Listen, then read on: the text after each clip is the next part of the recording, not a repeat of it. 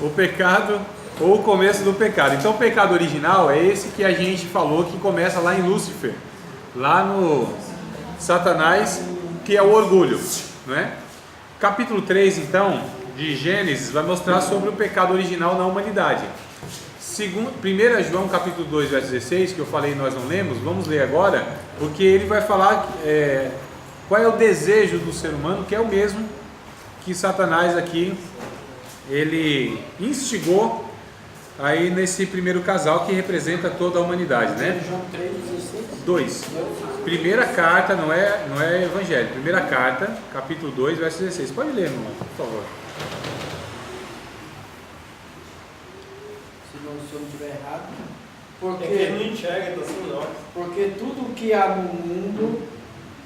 Eita, professor, Porque tudo que há Essa no mundo, pronúncia. Aí. o desejo da carne e o desejo dos O óculos aí olhos, você enxerga. bens, Não, é esse vem do mesmo, Pai, tá mas certo. Isso, é esse Cara, mesmo. usa óculos e não põe o óculos. Vamos comparar, amados, um texto com o outro? Vamos lá. É que é consciência aqui? Concupiscência, isso. É nome difícil. Isso é quase um xingamento, né? Amados, Já sei, professor. olhe para cá e preste atenção, Amém. por favor. Vendo a mulher que a árvore era boa, concupiscência dos olhos. O que é concupiscência? Desejo ilícito, tá? Essa palavra concupiscência quer dizer desejo ilícito, desejo não permitido, tá certo? Porque há desejo. O que foi? Não, a gente fala, tipo, É que se a gente encostar assim, aí ela não enxerga. Ah, entendi. Tem que estar intercalado, né? Não, já daquele diminuiu. falando muito. A gente tem que pensar nisso aí. Depois eu vou mandar um bilhetinho para os pais.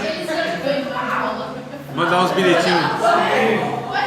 Cara, desse jeito eu não sei reclamar. Eu tô até tentando ler, tô até lendo. Eu Tô creio. até lendo. O Senhor está fazendo a obra. Olhe para cá, preste atenção. E vendo a mulher que a árvore era boa. Vendo a mulher que a árvore era boa. Isso é o que? Desejo dos olhos. Concupiscência dos olhos, né? Para se comer, agradável aos olhos, árvore desejável para dar entendimento. O que diz aí no 1 João? Concupiscência dos olhos, mas o que? o orgulho dos bens. Não vem do Pai, mas sim do mundo. Não, leia de novo, irmã, assim, só para eu identificar as expressões. Do comecinho, vamos lá devagarzinho. Porque tudo que há no mundo, o desejo da carne, Desejo da carne, e o né? desejo dos olhos. Desejo dos olhos. E os olhos dos bens não vêm do Pai, mas sim do mundo. Nossa, eu não estou entendendo Os isso. olhos no Posso ler a quê? minha? Pode, então leia. Ah, daí você lembra disso. Leia. Vou atender o seu desejo que é lícito. Nada que é deste mundo vem do Pai. Os maus desejos da natureza humana, a vontade de ter o que agrada aos olhos e o orgulho pelas coisas da vida. Tudo isso não vem do Pai, mas do mundo.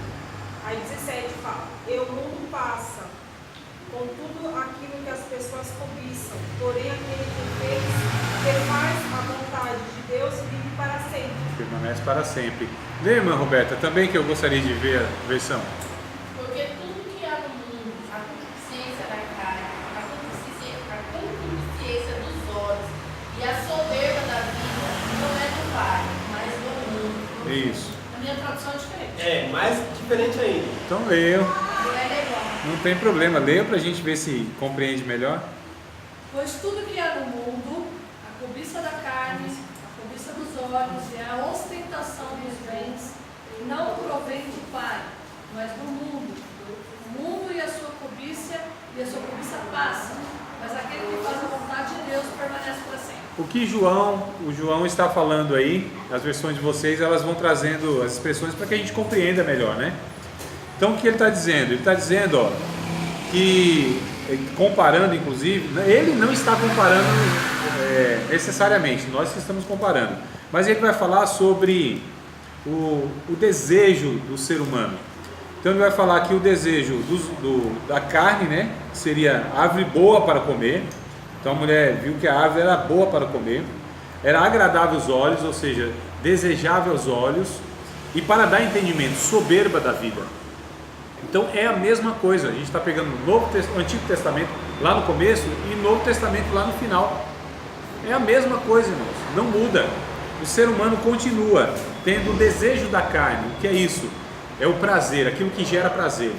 Tudo que gera prazer é pecado? É ilícito? Não, claro que não. Mas no caso que a gente está falando, é esse prazer que é ilícito. Tem prazer que ele é permitido, que ele é lícito, que ele é bom, porém, dependendo das circunstâncias, deixa de ser. Por exemplo, o sexo é um prazer e ele é ilícito. Ele é pecaminoso? Depende. Depende das circunstâncias. Depende se não há amor envolvido, mesmo com pessoas casadas, né? Depende se não há a cumplicidade, o carinho, o respeito, o cuidado. Esse sexo ele se torna pecaminoso de alguma maneira. E o sexo fora do casamento? Piorou também, não é? Agora olha só, comida, coisa boa, gera prazer. Além de alimentar, gera prazer, não é, irmão? Porque essa conversa aqui, prazer, a gente come porque gosta do negócio, não é para se alimentar. É igual o sexo. O sexo não é para reprodução, não. O sexo é porque gera prazer. O orgasmo foi criado por Deus, irmão. Não tá entendendo nada, não tem nada. Tá entendendo nada, tá lá. Outra sintonia. Só adulto, essas horas pode falar, né? Depois dessas horas já pode falar essas coisas. Então assim, é prazer. Tá. Agora me engane que não sabe. Então olha só, é prazer. E esse prazer foi criado por quem, irmãos? Por Deus. As zonas erógenas que existem no nosso corpo, foi Deus que criou essas coisas. O orgasmo foi Deus que criou essas coisas, né? Esses hormônios não são demônios, são hormônios criados por Deus. Porém, dentro de um contexto de compromisso que nós chamamos de casamento, de amor que deve ter no casamento, está tudo tranquilo. A comida, Deus fez só para a gente se alimentar? Claro que não. Deus nos deu paladar, sensores na língua, para que a gente possa diferenciar de um sabor para outro sabor, e a gente distingue milhares e milhares de sabores diferentes. Essa capacidade foi Deus que deu. Agora, comer demais é pecado. Gula é pecado. Hã? Não é? É pura. Sim, amado. Olha só. Eu perco demais. O que a gente... Amados, veja bem, olha só, que é sério o negócio aqui. Então o que a gente está falando é que tem coisas que são lícitas, permitidas, mas dependendo das circunstâncias, elas se tornam pecado. Quando eu disse que é possível eu santificar minha vida, eu separar minha vida, eu ter uma vida inclusive de oração, estudar a Bíblia, dependendo da motivação, isso se torna pecado. Porque há pessoas que têm uma vida de oração e oram muito, porque elas querem manter o seu status de espiritual. Gente que estuda a palavra justamente para mostrar para os outros que sabe mais do que os outros, para ganhar as batalhas teológicas. Então é possível a gente usar aquilo que é bom e é de Deus. A gente é mestre nisso, na verdade. Quem ensinou isso para a gente foi Satanás, de pegar aquilo que Deus criou, aquilo que é bom, e fazer daquilo um negócio ruim. A gente é mestre de fazer. Diga. A maioria dos ateus pregam para você. Mais ou menos, mais ou menos. Mas o pior ateu é o crente. Porque tem crente ateu, né? O crente ateu é aquele que vive como se Deus não existisse. Meu Deus. Aí que é a questão. Ele já falou muito, isso não é a primeira vez que ele fala isso. O pior ateu é isso. É esse, irmão. Que é o crente que vive como se Deus não existisse. Que desconsidera. Porque assim, amados, a questão não é nós só parecermos como cristãos, falarmos a respeito de Cristo. A questão não é nem o que a gente faz em si, porque a gente pode, inclusive, a gente representa muito bem. Satanás também ensinou isso pra gente. A hipocrisia é uma coisa que faz parte da nossa natureza, a representação, mostrar quem nós não somos de fato. A gente é mestre nisso, né? A gente faz isso. E talvez o lugar mais propício para isso são as igrejas. Dentro das igrejas, não é quase que um teatro, né? E as pessoas são atores. É sério, amados.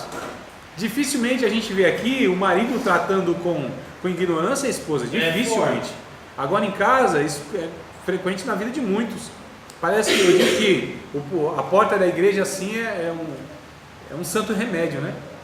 Porque vem no caminho xingando os filhos, né? É bruto. Aí quando chega na porta da igreja, ô meu amor, Desce até a auréola na cabeça. isso, meu amor, aquela coisa toda, aquela cautela de não mostrar quem de fato é.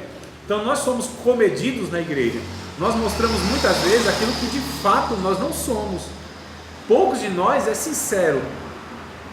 Agora, lógico que todo aquele que se preza, de alguma maneira, ele não é tão sincero assim, né? Irmão, então, mas assim, é uma coisa para a gente discutir outra hora, porque eu estou entrando num negócio aqui que eu não queria falar agora.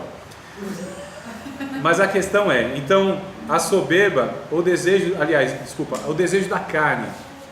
Que desejo da carne é esse que a Bíblia reprova, que Deus reprova? É aquele desejo que não é lícito, dentro de circunstâncias. Como eu já dei um exemplo aqui. Mas nem todo desejo é pecaminoso. Então tem desejo que é lícito, tá bom? Picanha com 2 dedos de gordura, isso é lícito. Né? Agora, se tornará pecado se isso for frequente. Porque vai fazer o quê? Destruir o templo do Espírito Santo. Mas deixa também que a gente tem outra ocasião sobre isso. Árvore boa para se comer, né? Então, desejo lícito da carne. Agradável aos olhos. Desejo lícito dos olhos. A cobiça. Árvore desejada para dar entendimento. A soberba. Então a gente percebe aqui que o pecado, ele tem esses desdobramentos, tá certo?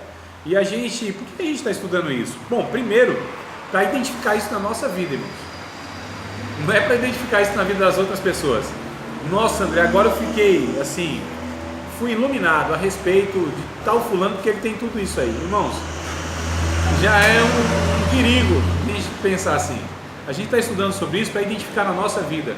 Identificando isso na nossa vida vai ser meio caminho andado para a gente ir até Cristo e dizer: Senhor, me socorre. Porque enquanto a gente não conhece o pecado em nós, não reconhece esse pecado em nós, a gente não vai abandonar esse pecado. Tá certo? Então tem pessoas que nem nelas elas identificam o pecado, né?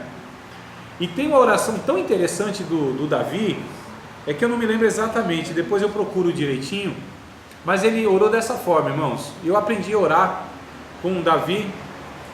Aliás, é tão bom quando a gente ora a Bíblia, né? Orar a Bíblia é um negócio assim muito interessante, principalmente os salmos. Nossa, porque são as confissões da alma do salmista.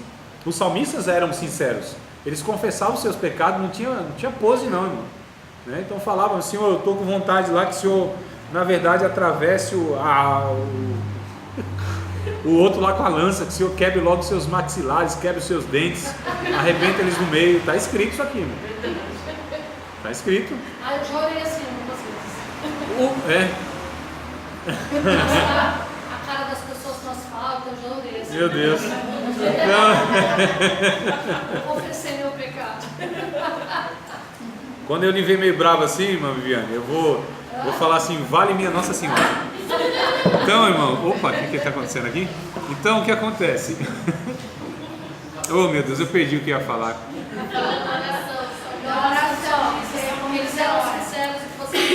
Ah, tá, não, no caso que está escrito de fato, né, essa questão de, o profeta Jeremias, ele disse: Senhor, o Senhor me iludiu, hein? Quem é que tem coragem de falar um negócio desse para Deus? Está lá escrito, não está, no profeta Jeremias? Senhor, o Senhor me iludiu, eu fiquei iludido. E o profeta Abacuque? Então, que vai orar a Deus, que o Senhor não vai fazer nada nessa situação aqui? Olha a situação que está esse negócio. Não, Deus disse que ia, que do jeito que ia fazer, ele disse: não, Senhor, não precisa fazer também não, mas você não pediu? Agora que eu vou fazer desse jeito, não, mas não era desse jeito, Senhor. Eu estava orando de outra forma.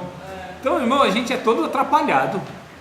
Pense num povo atrapalhado, é o ser humano diante de Deus, né? Então, o hipócrita representa, vai fazer oração a Deus, que sai da boca aquilo que não está de fato no coração.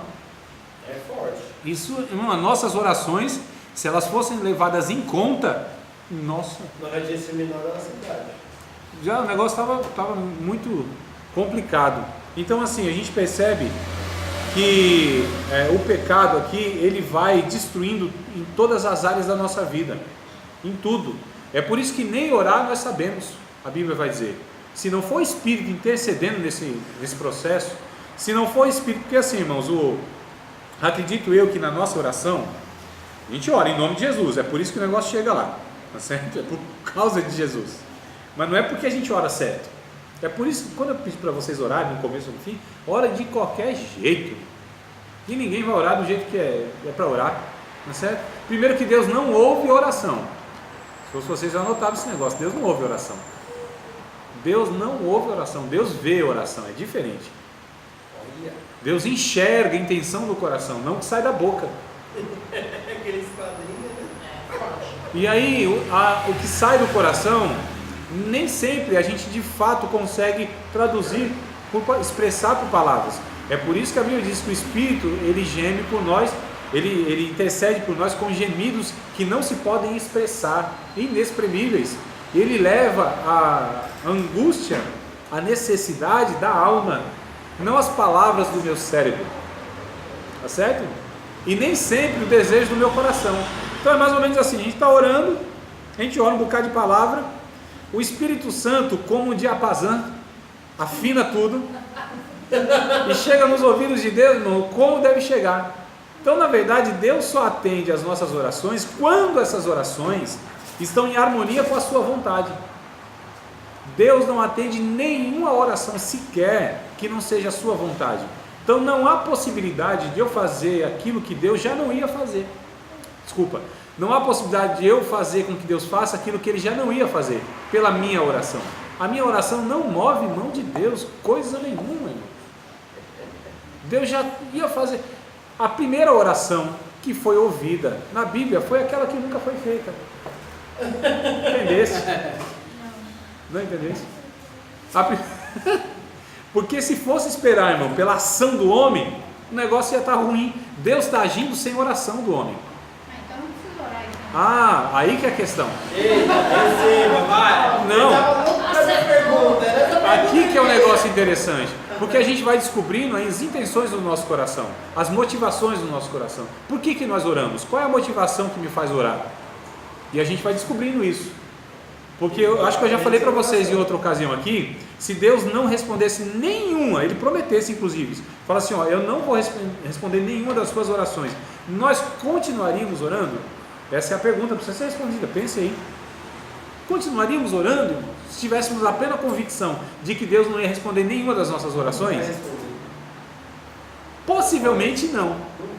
Isso denuncia a motivação e por que a gente ora.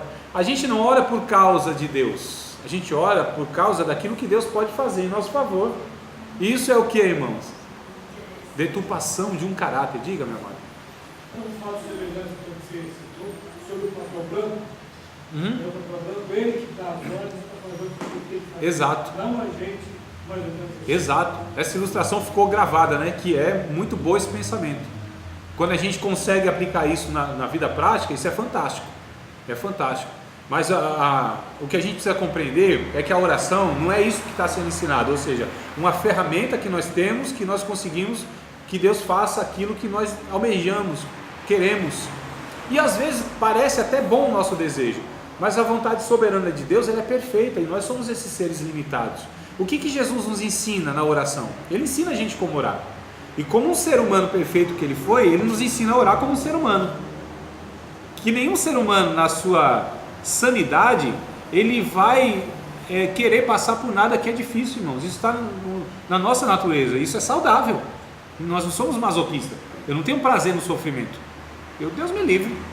Eu quero que Deus me livre de tudo que tem sofrimento nessa vida, irmão. Agora, se eu só quero livramento de Deus do sofrimento, eu também estou fugindo de uma realidade que é de todo mundo. E por que eu quero que Deus me exclua do sofrimento, sendo que todo mundo está no mesmo barco? O que eu tenho de melhor? Por que eu quero que Deus me blinde? Blindar. Isso, blindar. Por que eu quero que Deus me coloque uma redoma? Por que eu acho que eu sou ungido e preferido de Deus e que Deus vai me safar de toda a situação? E os outros não?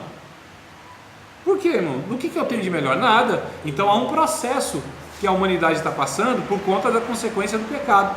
Agora, lógico, eu sempre vou falar, Senhor, se for possível, afasta de mim esse cálice. Todavia, aqui que está o segredo, todavia, seja feita a tua vontade e não a minha.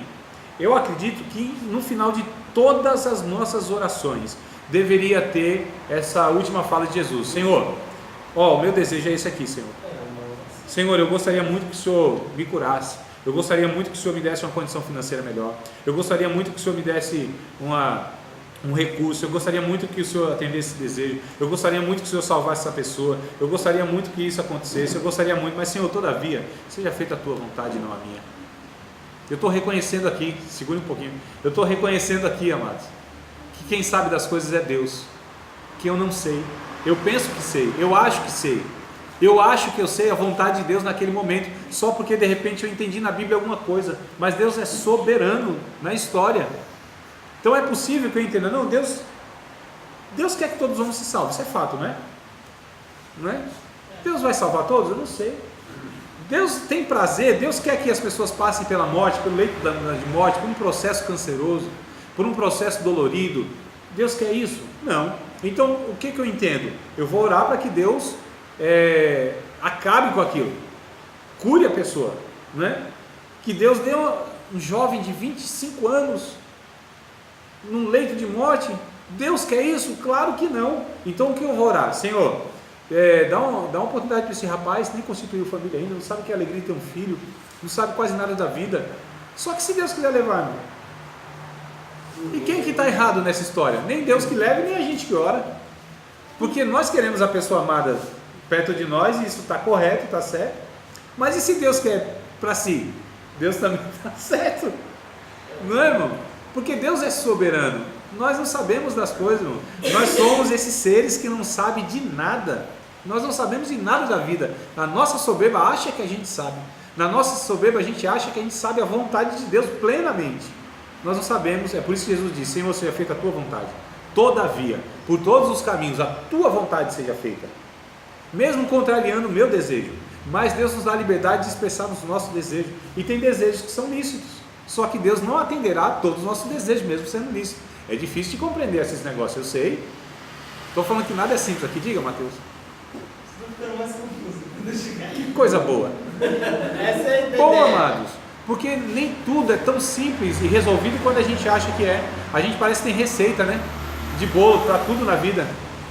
A gente pega o microfone para pregar para os irmãos e a gente acha que tem resposta clara para tudo. Oh, irmão, a vida é muito mais complexa do que a gente tem capacidade. É por isso que nós nos entregamos a Deus. Senhor, eu sinceramente eu não sei de nada. O Senhor me ajuda. Eu não banco minha vida. Eu não tenho experiência suficiente. Eu preciso do Senhor. É por isso que todos os dias nós oramos. Todos os dias nós buscamos a vontade de Deus e lemos a sua palavra. Todos os dias nós nos rendemos na dependência de que o Espírito Santo nos conduza e renove a nossa fé, o nosso vigor espiritual. É por isso que a gente sabe, irmãos, que o pecado ele tem essa capacidade tão destrutiva a ponto de nos destruir, mesmo quando a gente acha que não está sendo destruído. Parece filosófico, mas não é. Quando a gente acha que já está assim, bem em alguma área da vida e tal, mesmo assim a gente precisa de Deus. Eu não sei se é pior. Eu não sei o que nos afasta mais de Deus. Se é o erro que a gente comete, ou se é a presunção do que a gente pode acertar. Entendeu? Eu não sei, irmão, o que afasta mais a gente de Deus? O erro, o pecado que a gente comete, ou achar que pode acertar em alguma coisa. Porque os dois são pecado. O pecado efetivo e o pecado passivo, que vai se tornar pecado de alguma maneira. Então nós pecamos por muitas vias. Nós pecamos por fazer o que é errado e deixar de fazer o que é certo. Não é? Não tem escapatória, irmão. Aí a teologia chama isso de pecado por comissão e por omissão. Diga, Mateus. Eu já ouvi falar que se caso você não saiba do pecado, mesmo que seja normalmente se eu fazer tal coisa é pecado. Logicamente isso vai ter consequências na minha vida, porém não necessariamente isso vai entrar como pecado por eu não saber. Sim. Isso realmente entra ou não? Olha, se, tipo, por exemplo, se a gente virar e falar assim, cara, eu estou ficando, por exemplo, bom nisso. Não, eu vou deixar de fazer um negócio e estou excluindo Deus, de que Deus que faz isso por mim. Sim. Mas Essa mãe está pecando, certo? Sim. Eu estou pecando? Por não saber que eu estava pecando fazendo isso? Veja bem, tem uma lei, eu vou pegar a lei brasileira, não isenta ninguém da punição pelo fato dele não conhecer aquela lei que ele está transgredindo. Isso é uma lei no Brasil, entenderam? Então, ô seu juiz, eu não sabia que tinha lei para isso. Isso não isenta essa pessoa da punição, porque ela desconhecia a lei, porque ela desconhecia que aquilo era errado, que era proibido. O pecado não deixa de ser pecado. Nós pecamos por ignorância e nós pecamos também conscientemente. Qual é a consequência pior? É quando se peca consciente, claro. Mas não há punição para aquele que peca pela ignorância, a punição também. Vamos ler o texto de Lucas, capítulo de número 12, verso número 47 e 48. Vai falar exatamente isso aí, Mateus. Acredito eu que esse texto vai esclarecer a gente.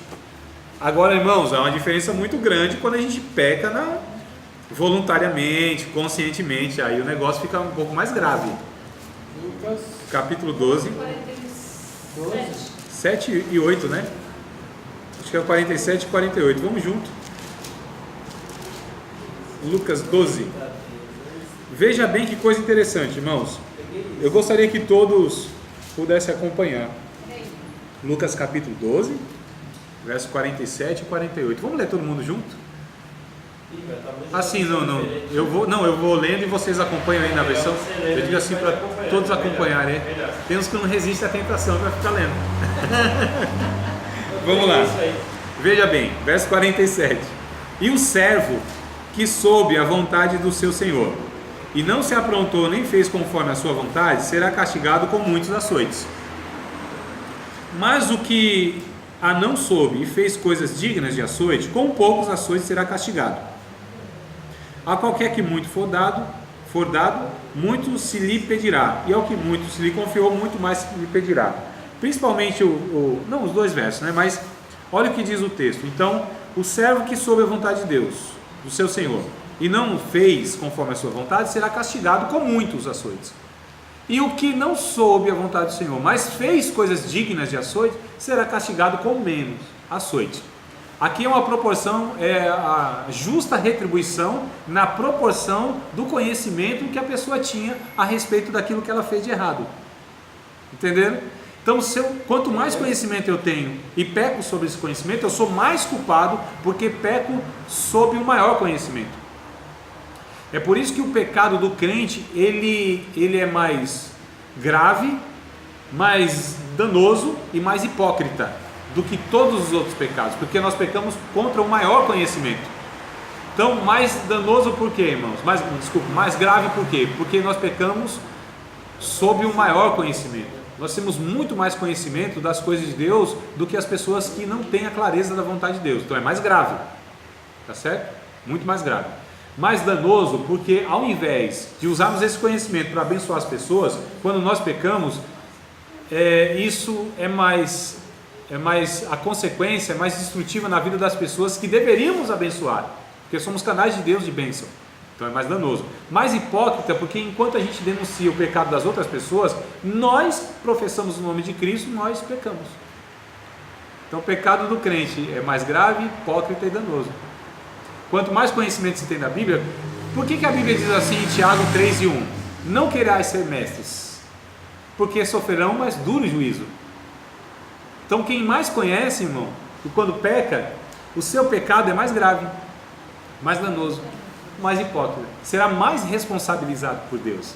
Quanto menos conhecimento, mais peca, será também responsabilizado, mas a responsabilidade será menor, o castigo será menor, é uma justa retribuição.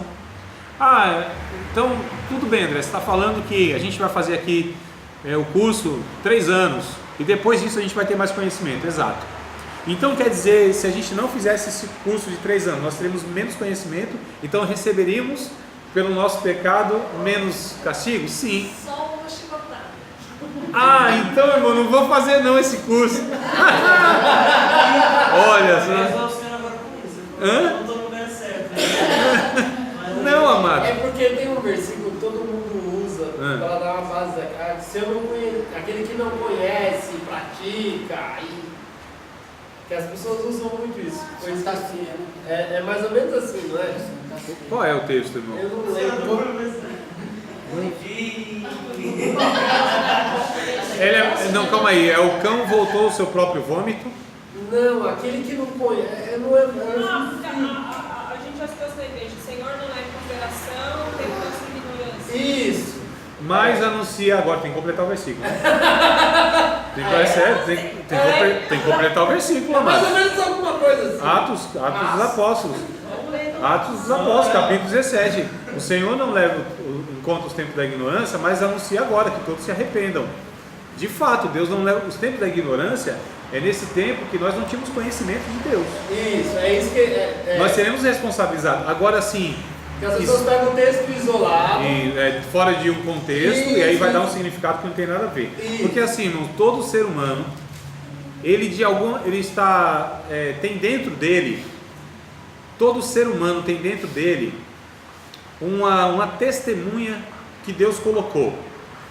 Como chama-se essa testemunha? Consciência. Isso é Romanos capítulo 2 que vai dizer. Tem uma testemunha de Deus dentro do ser humano, que é a consciência. Todo ser humano, se eu perguntar para a prostituta, é certo se prostituir? Claro que ela vai dizer não. Para o ladrão, você acha correto roubar? Claro que não, né? É correto roubar aqui, seu político? Claro que não. Agora, entre reconhecer e praticar é outra história. Essa é a questão. As pessoas sabem, amados, sabem. Se ela tem um juízo razoável, se não é uma pessoa que tem deficiência mental, ela sabe o que é certo e o que é errado minimamente. Moralmente as pessoas sabem. Isso está dentro dessas pessoas, é a consciência. O certo e errado, isso, embora talvez não seja... Não estou falando só da questão moral, não, mas também da moral e da ética. Mas Deus colocou dentro do ser humano. Sabe, mano, a pessoa sabe. Tá certo? Ninguém, por mais você pega, sei lá, uma pessoa afastada, uma comunidade afastada, no meio do nada, no fundo do mundo, onde o vento faz a curva, negócio longe mesmo. Se a pessoa se matar alguém, com certeza ela vai tentar ocultar. Se ela for pega em um flagrante, alguma coisa, ela vai tentar negar. Ela sabe o que estava fazendo, todo mundo sabe o que estava fazendo, que não era certo. Certo? É fato. Então não tem ninguém. Olha só, Romanos capítulo... Até uma criança, né, professor? Você percebe que isso já vem dos pequenininhos. Quando eles fazem alguma coisa que eles sabem que a mãe vai brigar, eles correm esconder e fingir que não está acontecendo nada. Quem ensinou elas a fazer isso? Exatamente. Quem ensinou a mentir? Para se esquivar da culpa e do castigo? Mental, pessoa que realmente... Então, não, ele falou em sã consciência. Veja bem, eu acredito pessoalmente, é uma opinião pessoal, já que a Bíblia não tem nada direto para falar, então eu vou dar aqui o meu parecer pessoal. Pessoas amorais, que são essas pessoas que têm, por exemplo, mal de Alzheimer, pessoas que têm deficiência mental, crianças até uma certa idade que eu não sei, essas pessoas não serão responsabilizadas por Deus. Essas pessoas a gente chama de amoral. São pessoas que não discernem o que é certo e errado. A própria lei, irmãos, ampara essas pessoas e as priva de punição. Se uma pessoa que tem deficiência mental matar outra pessoa, ela não vai ser penalizada por isso. Tá certo? A própria lei reconhece ela reconhece essa incapacidade de decisão dessa pessoa. Pessoa com mal de Alzheimer, né? Outra questão semelhante, são amorais. Pessoas que não distinguem, aí são casos específicos, esporádicos. As pessoas que têm síndrome de Down, essas pessoas, elas são especiais, não, mas aí vai ter inteligência, elas têm lá seu... Aí não se encaixa. Não se encaixa não. Estou falando de pessoas, são essas três classes de pessoas, vamos colocar assim, tá certo? Criança até uma certa idade que eu não sei. Que hoje criança já não é mais criança, né? Então, mas não é só, que assim, a gente, por exemplo, você vê lá uma criancinha de 4, 5 anos, cantando funk, falando um monte de palavrões e tal, e sensualidade, aquela coisa toda, mas aquela criança não faz aquilo na consciência, aquilo lá foi ensinado ela a fazer, então ela imita, ela reproduz comportamento, não quer dizer que a sua consciência, né, ela tem a consciência do que ela está fazendo, a gravidade do que ela está fazendo e tal, então é uma coisa à parte. Mas assim, todo ser humano vai ser responsabilizado por Deus e ninguém poderá se apresentar diante de Deus e falar assim, eu não sabia disso, daquilo outro. Eu não sabia da sua existência, eu não sabia do que era errado. Não tem como. Romanos capítulo 1, verso 19, verso 20, está escrito o seguinte, que as coisas de Deus, as coisas visíveis e invisíveis de Deus, tá certo? A sua divindade, todas elas estão manifestas e claramente se percebe que existe um Deus, para que todas essas pessoas que conseguem observar a natureza, o mundo criado, fiquem indesculpáveis diante de Deus. Não tem como. Não tem como. Todo ser humano será responsabilizado. Nunca ouviu o Evangelho, será responsabilizada, porque lhe foi dada uma consciência. E ela será julgada na medida da sua consciência. Porque eu entendo por esse versículo aqui, o 47 e 48, como no céu haverá graus de recompensa diferente um do outro, pelas coisas que fizeram, né? Recompensa, galardão. Ninguém sabe o que é, mas todo mundo quer. Né? É um negócio impressionante, né?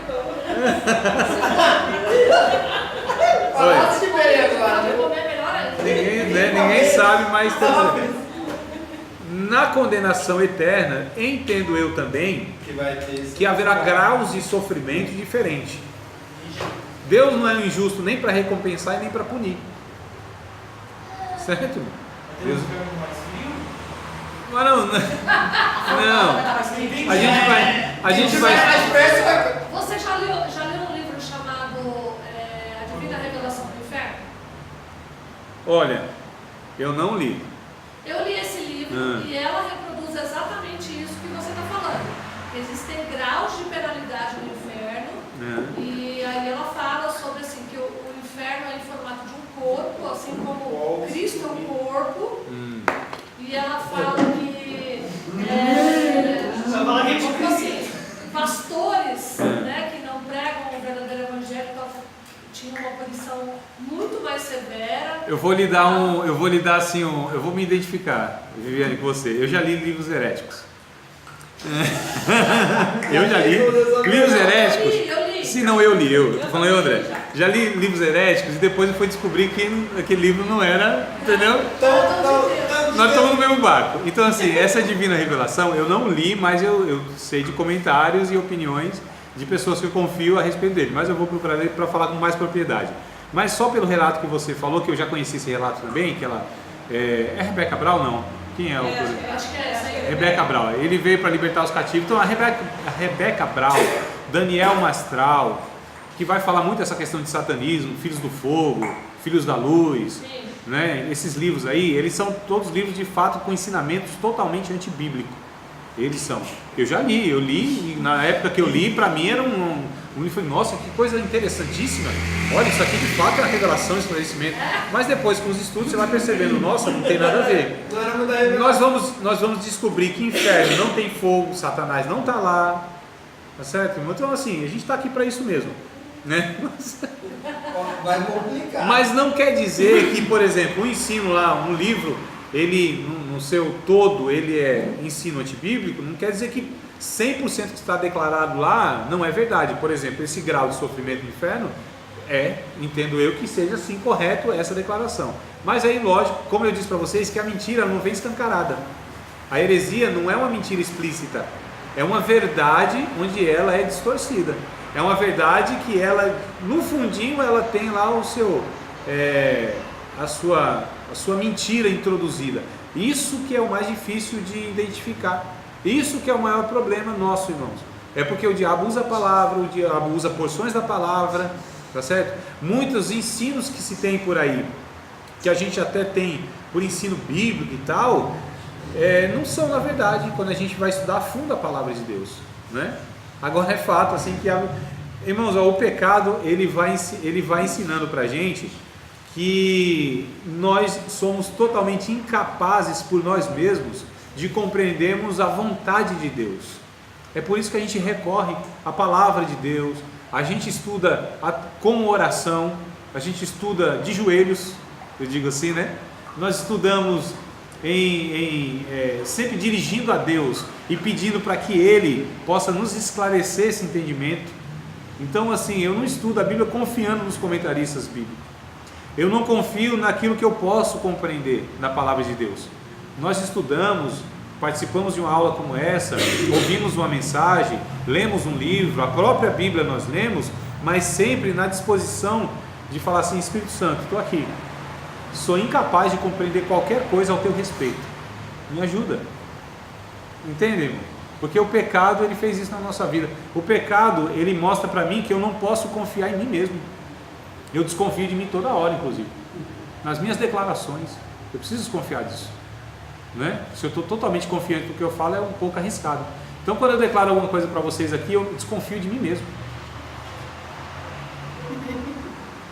E aí o que eu faço? Eu falo: Jesus, o Senhor tem misericórdia da minha vida e tem misericórdia dos alunos, porque assim, eu não quero passar para eles, e eu não quero falar aquilo que não é tua vontade, mas eu sei que isso acontece, Senhor, e tu sabes também.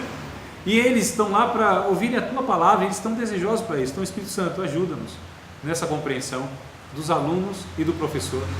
Então aqui, amados, é Deus agindo em tudo e em todos, em mim e em vocês. A graça de Deus faz com que eu possa expor aquilo que é vontade de Deus, e a graça de Deus em vocês faz com que vocês compreendam aquilo que é vontade de Deus. Nós somos o que nisso aqui, irmão? Inúteis, né? Ele não confia em nós, e nesse ambiente de humilhação diante de Deus, aí o Espírito opera, aí Deus opera, aí Deus nos alcança, aí há esperança para nós, aí nós somos edificados, aí nós somos de fato encaminhados na vida de Deus, aí nós recebemos vida de Deus, aí a palavra, Deus se responsabiliza, apesar da limitação de quem está expondo, tá certo? Da condição de quem está expondo, da capacidade de você de compreender, o próprio Espírito Santo se encarrega para que essas coisas aconteçam, para que todos nós possamos ser edificados. E aí nós fazemos o que no final de tudo isso? Glória a Deus. Glória a Deus. Por isso que, se há alguma verdade, irmão, que a gente compreende, se há alguma coisa que a gente sabe, se há alguma aula que a gente